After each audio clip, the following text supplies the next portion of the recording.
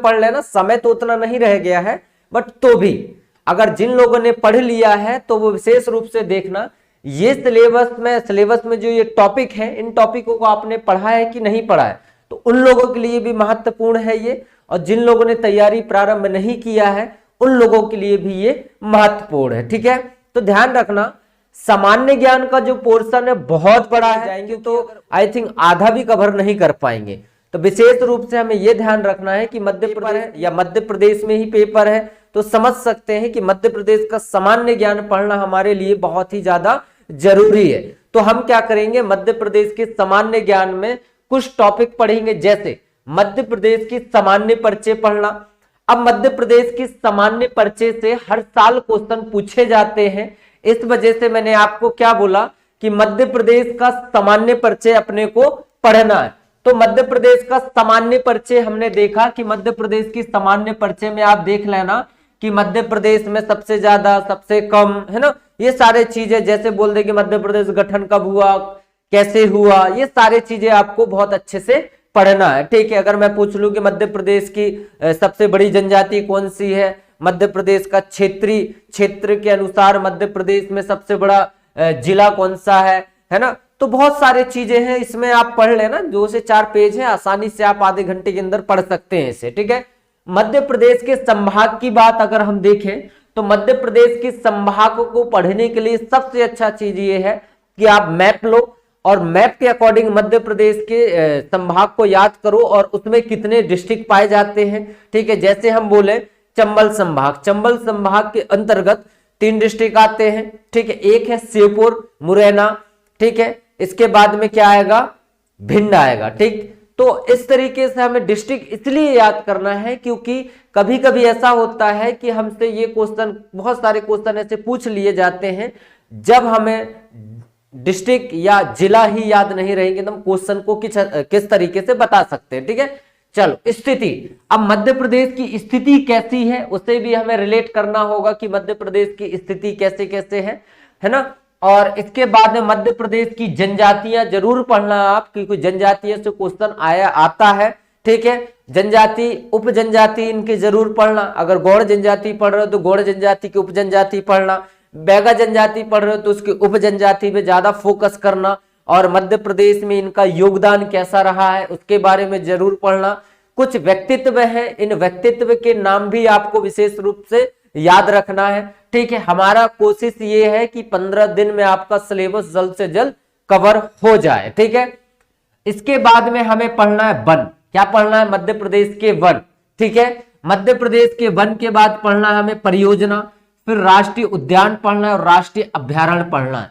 ठीक है, तो राष्ट्रीय उद्यान, राष्ट्रीय अभ्यारण्य और साथ साथ में हम क्या वन के बारे में पढ़ेंगे और परियोजना के बारे में पढ़ना है हमें। ठीक है, इसके बाद में मध्य प्रदेश की कृषि के बारे में पढ़ लेना। इसके बाद में जलप्रपात बिल्कुल भी ना भूलें, और साथ साथ में जब आप परियोजना पढ़ते हो, जलप्रपात पढ़ते हो, तो एक काम करना, नदी भी पढ़ लेना, नदी के अकॉर्डिंग दोनों को सेट कर लेना, नदी के अकॉर्डिंग ही दोनों को सेट कर लेना। इसके बाद में आपको पढ़ना है परिवहन। ठीक है, परिवहन, सड़क परिवहन, रेल परिवहन, वायु परिवहन, ये तीनों परिवहन को अच्छे से पढ़ना है। इसके बाद पढ़ना है ऊर्जा। ठीक है, इसके बाद में आपको क्या पढ़ना है, ऊर्जा के बारे में पढ़ना, मध्य प्रदेश की ऊर्जा में क्या क्या योगदान है। खनिज को पढ़ना है, कौन कौन सी खनिज मध्य प्रदेश में पाई जाती हैं, उद्योग कौन कौन से हैं, मध्य प्रदेश की जनगणना, क्योंकि जनगणना का अभी तो कोई ऐसा व्याख्यान नहीं हुआ है, तो अपन 2011 के आंकड़े के अनुसार ही हम जनगणना को पढ़ें। ठीक है, ध्यान रखना। चलो, मध्य प्रदेश की कला एवं संस्कृति, इसके बारे में पढ़ना बिल्कुल भी नहीं भूलना। अगर आपने सब भूल गए हैं तो आप इसे जरूर पढ़ना। ठीक है, मध्य प्रदेश की कला एवं संस्कृति के बारे में जरूर पढ़ना, क्योंकि इससे क्वेश्चन पूछे ही जाएंगे, 101% पूछे जाएंगे। ठीक है, इसके बाद में मध्य प्रदेश की विविध पढ़ लेना। ठीक है, पहला स्थान किसका है, दूसरा स्थान किसका है, प्रथम मुख्यमंत्री मध्य प्रदेश के कौन है ना, ऐसे आपको पढ़ने पड़ेंगे। देखो हमने क्या किया, मध्य प्रदेश के सामान्य ज्ञान को कवर किया है, तो इतना ही पढ़ो, इससे ज्यादा पढ़ने की जरूरत नहीं है, क्योंकि हमारे पास में समय कम है। अगर आपको और भी चीजें पढ़ना है तो भारत की स्थिति जरूर पढ़ लेना। ठीक है, भारत की स्थिति, भारत के कुछ राज्य याद कर लेना आप। ठीक है, तो तो ये चीजें आप विशेष रूप से ध्यान रखना। और इसके बाद में आपको पढ़ना है गणित में। गणित में सबसे इंपॉर्टेंट जो है टॉपिक है वो है प्रतिशत। तो प्रतिशत के बारे में पढ़ना बिल्कुल भी ना भूलें। जितने भी इसके रिलेट करके क्वेश्चंस आते हैं उन क्वेश्चंस को लगाना आप अभी से चालू कर दो, ठीक है। ठीक, इसके बाद में आप क्या करना, संख्या प्रणाली को आप पढ़ना। इसके बाद में आपको कार्य समय के बारे में पढ़ना है। इसके बाद में औसत के बारे में पढ़ना है। इसके बाद में सरलीकरण के बारे में पढ़ना है। इसके बाद आपको आयु संबंधित क्वेश्चन को सॉल्व करना है। इसके बाद में आप विशेष रूप से ध्यान रखना HCF और LCM के बारे में बिल्कुल भी पढ़ना ना भूलें। और ये ब्याज से रिलेटेड करके क्वेश्चन आते हैं तो इनके बारे में आप जरूर ज्यादा से ज्यादा पढ़ें, ठीक है। चलो मैथ्स भी हमारा कवर हो गया। अब देखना है अपने को रीजनिंग। अब रीजनिंग में क्या है, सबसे पहले तो हमें ध्यान देना है रीजनिंग में कि अंग्रेजी वर्णमाला, ठीक है, अंग्रेजी वर्णमाला के बारे में आप पढ़ लो। श्रृंखला के बारे में आपको पढ़ना है। इसके बाद में सादृश्यता के बारे में पढ़ना है। इसके बाद में वर्गीकरण के बारे में पढ़ना है। इसके बाद में बैठक व्यवस्थीकरण के बारे में पढ़ना है। इसके बाद में आपको पढ़ना दिशा एवं दूरी, ठीक है, रक्त संबंध से रिलेट करके क्वेश्चन आते हैं, ठीक। इसके बाद में पासा, कैलेंडर और घड़ी के बारे में पढ़ना, बेन अरेख के बारे में पढ़ना। इसके बाद में आयु से संबंधित क्वेश्चन आते हैं और इसके बाद में कथन व निष्कर्ष के बारे में आपको पढ़ना है, ठीक है। तो मैंने जहां तक कोशिश किया है कि यहीं से क्वेश्चन आएंगे, इससे बाहर क्वेश्चन कहीं भी नहीं जाएंगे, ठीक है, क्योंकि समय कम है, 15 दिन में, ठीक है, 15 दिन में अपने को कवर करना है ये सिलेबस, क्योंकि 28 से पेपर है।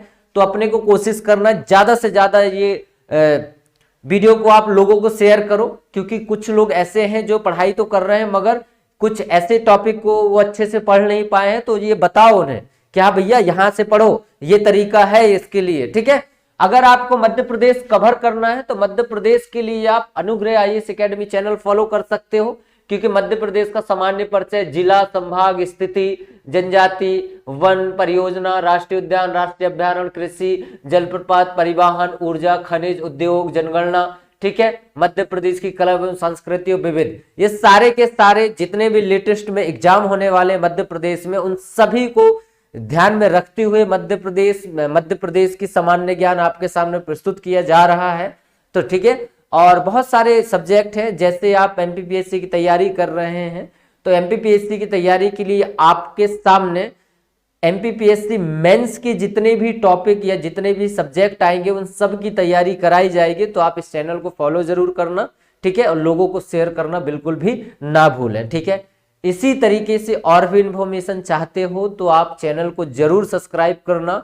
नोटिफिकेशन के माध्यम से आपको वीडियो आपको निरंतर मिलते रहेंगे और जानकारी प्राप्त आपको होते रहेंगे, ठीक है। आज के लिए बहुत बहुत धन्यवाद। कल मिलते हैं एक और नए वीडियो के साथ।